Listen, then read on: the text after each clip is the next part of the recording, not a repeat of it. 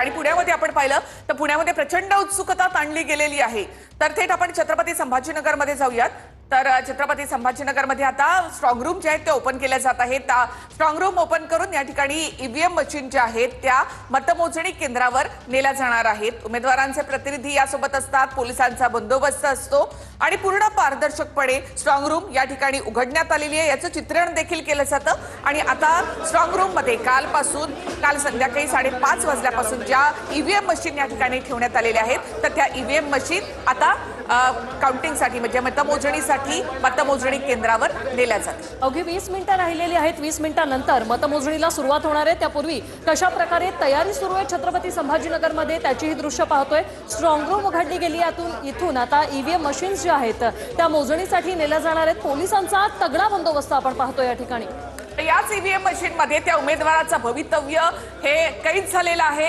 हीच EVM machine या उमेदवारांसाठी प्रचंड महत्त्वाची असणार आहेत, कारण या ईव्हीएम मधूनच या मतांमधूनच लोकांनी दिलेल्या या प्रेमामधून, लोकांच्या या मतांमधूनच तुमचा भावी नगरसेवक, भावी महापौर यामधूनच ठरत असतो। ईव्हीएम मशीन आता मतमोजणी केंद्राकडे नेली जात आहेत। यावेळी 115 जण जे आहेत ते कोण छत्रपती संभाजीनगरवासी निवडून देणार आहेत हे या ईव्हीएम मशीन मध्ये कैद झालेलं आहे। यावेळी छत्रपती संभाजीनगरमध्ये मोठ्या प्रमाणात राडेही पाहायला मिळालेले, त्यामुळे छत्रपती संभाजीनगरकरांनी कोणाला साथ दिली हे आता थोड्याच वेळात कळेल।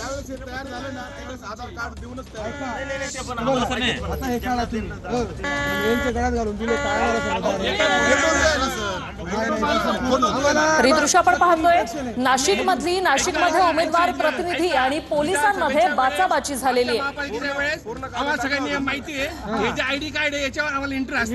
नाशिकमधली दृश्य आपण पाहतोय, नाशिकमध्ये उमेदवार प्रतिनिधी आणि पोलिसांमध्ये बाचाबाची झाली।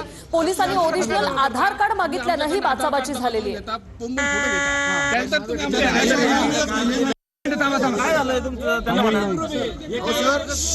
तयार झालं ना आधार कार्ड देऊनच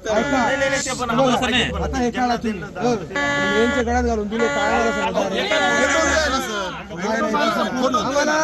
सत्य इंट्रॅक्शन आहे मधून। ऐका विधानसभेच्या वेळेस मागच्या महापालिकेच्या वेळेस नाशिकमध्ये दृश्य आपण पाहतो, नाशिक संभाजीनगर या ठिकाणी काहीसा गोंधळ झालेला देखील आपल्याला पाहायला मिळतो। नाशिकमधली दृश्य आहेत, ओरिजिनल आधार कार्ड या ठिकाणी मागण्यात आलं। तर अशा प्रकारे ही मुंबईची दृश्य आपण पाहतो की इथे आता काउंटिंग सुरू होणार आहे। एक मतदार संघामध्ये म्हणजे जी केंद्र आहेत त्या ठिकाणी आता काउंटिंग सुरू होईल। जसं मी म्हटलं की 23 ठिकाणी मतमोजणी ही एकत्र होणार आहे। 2 वॉर्ड पहिले मोजले जातील, त्यानुसार आपण पाहतो आता इथे की हा एक वॉर्ड आणि हा एक वॉर्ड, या दोन्ही वॉर्डला 15 टेबल आहेत। 15 टेबलवर ही मतमोजणी या ठिकाणी केली जाणार आहे। ही प्रक्रिया पारदर्शक व्हावी यासाठी प्रयत्न करण्यात आलेले आहेत। अनेक मुंबईमधला वॉर्ड क्रमांक 182 आणि 183 या 2 ठिकाणची ही प्रातिनिधिक दृश्य आपण पाहतो। मात्र इतरही ठिकाणी अशा प्रकारे मतमोजणी होणार आहे, तिथली माहिती आपले प्रतिनिधी आपल्यापर्यंत देतील। ही 2 हे वॉर्ड आहेत ज्या ठिकाणी 182 वॉर्डचा कोण जिंकून येणार, 183चा कोण जिंकून येणार, कोण नगरसेवक असेल यामध्ये, याचं उत्तर यामध्येच मिळणार आहे। काउंटिंग सुरू झाल्यानंतर इतक्या वेगानं निकाल आपल्यापर्यंत येतील, वेगळी पद्धत आहे, त्यामुळे देखील आपल्याला समजण्यात ते लवकर निकाल जो आहे तो लवकर निकालच आपल्या समोर या ठिकाणी येणार आहे। एक ब्रेकिंग न्यूज आपण पाहूयात। थोड्याच वेळात मिनी विधानसभांचा खरं तर राज्यातल्या 29 महापालिकेत गुलाल कोण उधळणार हे आता थोड्याच वेळात कळणार आहे। नाशिक, जळगाव, धुळ्याची महापालिका नेमकी कुणाकडे जाणार याकडे आता सर्वांचंच लक्ष असणार आहे।